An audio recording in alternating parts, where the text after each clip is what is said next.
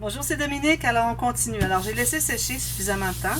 Alors là, vous allez prendre un plioir, comme je dis souvent. Alors, ceux qui suivent ma chaîne vont dire beaucoup de répétitions, mais c'est la façon de faire. Alors, je dois répéter, surtout pour les nouveaux. Alors là, vous avez des espaces de vide entre vos cartonnettes. Alors, il faut les trouver. La façon de trouver, vous allez plier un tout petit peu. Alors, vous tenez en bas ici, vous levez en haut ici. Puis, avec votre doigt, vous allez tâter environ à quel endroit. Et puis, éventuellement, vous allez voir qu'il y a un pli qui va se former. Alors là, vous allez aller avec votre plioir. Toujours l'espace qui n'est pas trop pointu, pas trop mince. Alors, surtout pas le bout. Le dernier 1 cm, moi, je n'utiliserai pas du tout. Là. Dans le cas de mon plioir à moi, alors ça dépend du vôtre. Alors, au moins 3-4 mm de largeur ici, d'épaisseur de votre plioir. Alors, vous allez faire le pli des deux côtés. Ça se plie bien comme ça. OK? Comme ceci. Alors, ça ne craque pas. Parfait, tout est beau. Même chose de l'autre côté. Alors, je lève ici, je presse ici. Je vais à tâtons pour voir où est-ce qu'est le pli. Je vais faire mon premier pli comme ceci. Ensuite, je vais insister à gauche et à droite. Quand on a suffisamment large pour pouvoir faire deux plis. Alors, si vous pouvez plier un petit peu comme ça et comme ça, c'est parfait. Si vous n'arrivez pas à plier plus que l'angle ici, c'est que votre espace était trop serré. Si, quand vous pliez, ça tombe tout comme ça, vraiment par lui-même, c'est que vous avez laissé trop d'espace entre les cartonnettes. Alors moi, dans mon cas, j'avais laissé environ 4,5 mm. Alors moi, je travaille avec de la cartonnette 1 mm d'épaisseur.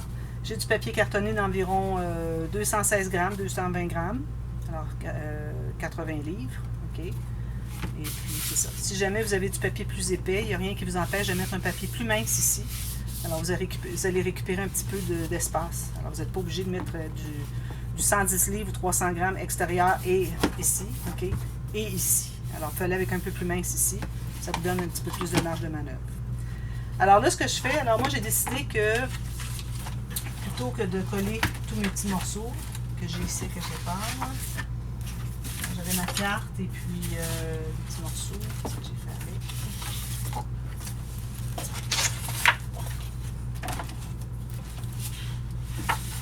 Ce morceau ici, ici, la carte est ici. Alors j'avais ces papiers ici que je voulais utiliser. Alors pour ce qui est du couvert avant et arrière, ce que je vais faire, c'est que je vais plutôt mettre un papier uni, toute la grandeur. Puis ensuite je vais aller avec des morceaux. Vous pouvez mettre un morceau complet si vous voulez. Alors si vous voulez mettre un morceau de papier design, seulement un rectangle avec 1 mm plus étroit. Tout le tour. Alors, 1 mm ici, un ici, un ici, un ici. Donc, 2 mm moins large, 2 mm moins haut. Vous pouvez y aller avec ça. Et moi, je voulais mettre une carte, tout ça. Alors là, j'ai dit, ben là, je vais mettre ma carte ici, mais si je vais mettre des fleurs, quelque chose, je pense que je serais mieux de laisser de l'espace ici. J'ai dit, je pourrais mettre ma carte ici. Ensuite, je me suis dit, ça serait bien si je pouvais faire une plaque avec plutôt. Alors, c'est pour ça que j'ai décidé que je vais faire avec un papier uni. Alors, comme je vous dis, 1 mm tout le tour plus étroit. Moins haut. Alors, je coupe ça ici. Finalement, vous vous fiez avec le morceau que vous avez ici. D'ailleurs, je vais l'avoir à l'extérieur ici, moi. Bon, ça va aller. Alors, le morceau que vous avez placé ici au centre, ce que vous avez laissé de moins large, alors c'est ça qui devient finalement votre mesure pour votre morceau extérieur. Alors, je vais couper les deux. Ceci. C'est un bon bout comme ça. Tout au complet. Voilà. Et puis, j'ai ma marque ici. Est-ce que j'ai deux morceaux? Je ne sais pas. Exactement au centre. J'étais bien chanceuse. Mais bon, sinon, peut-être vous allez devoir prendre deux papiers. Alors, un ici, puis un ici. Alors, je vais passer ma marque. Et puis, je pourrais mettre mon ruban tout de suite. Si vous mettez juste un morceau de papier, mettez votre ruban tout de suite pour la tâche. Moi, je vais le mettre sous la plaque. Alors, je vais faire une plaque avec celle-ci. Je vais mettre sous la plaque. Ici, je vais me trouver à ancrer tout le tour. Alors moi, j'avais décidé que j'ancrais mes papiers. Alors même s'il est uni, je l'ancre aussi.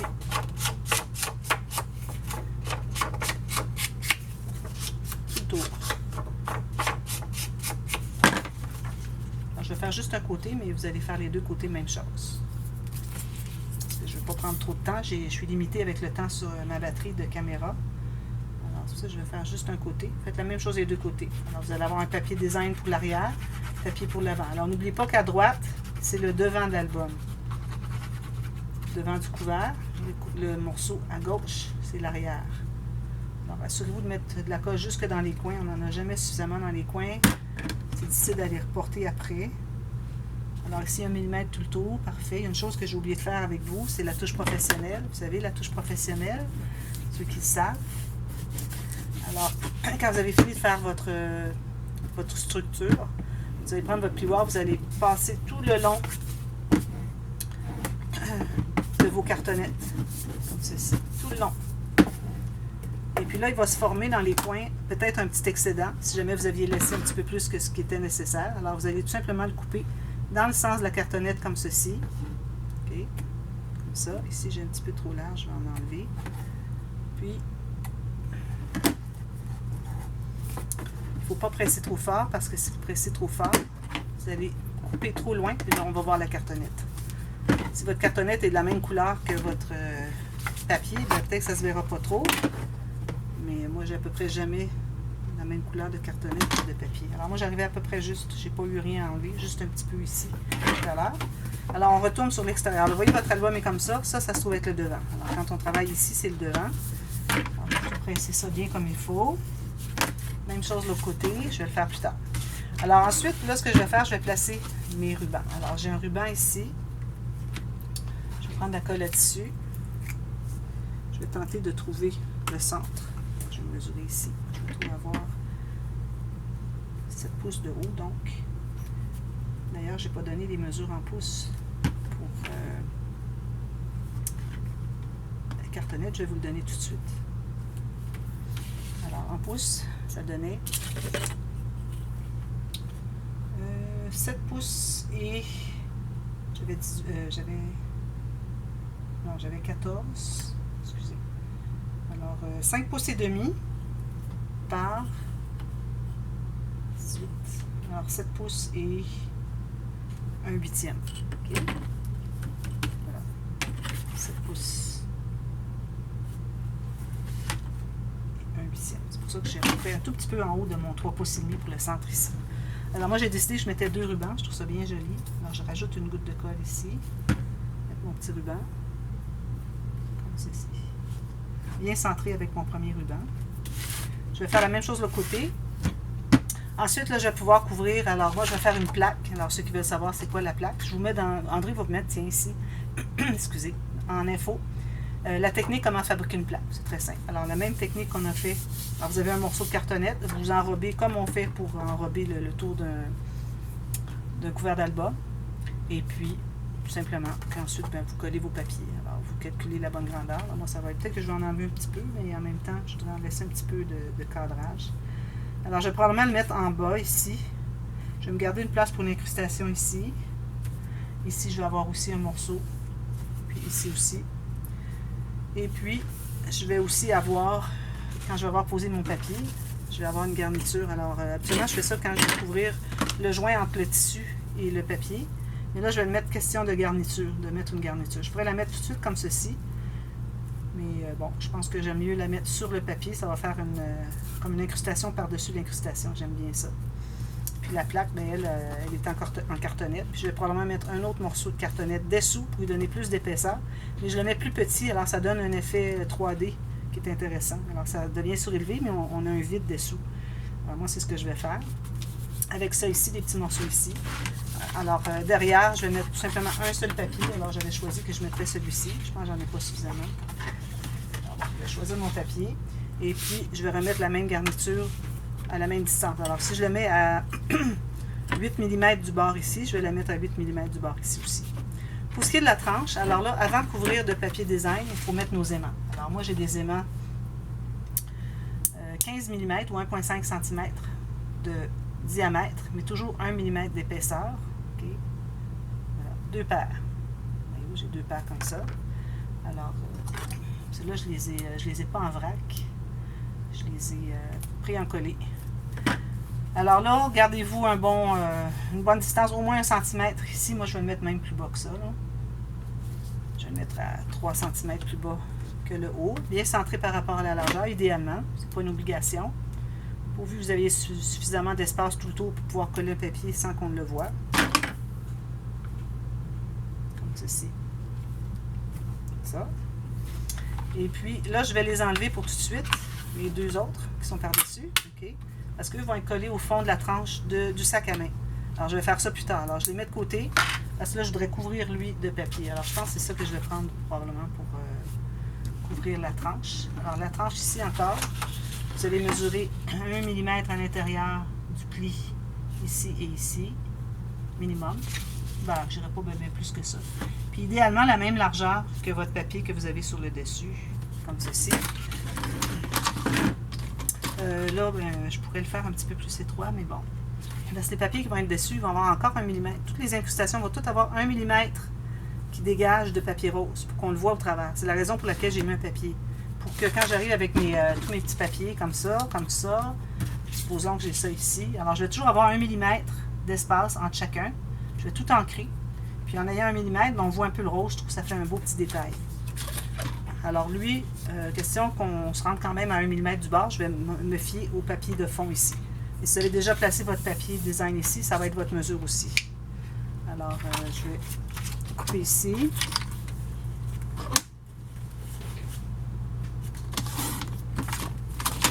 Excusez. Puis ma largeur, je l'avais mesurée ici. Comme ça. Le droit. Ceci, c'est parfait. Je vais mettre mon encre. Je vais fermer ça. Je mets de l'encre autour.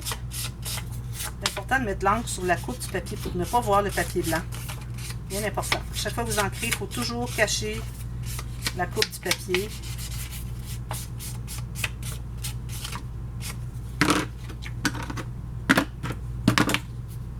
Je vais mettre la colle à sécher.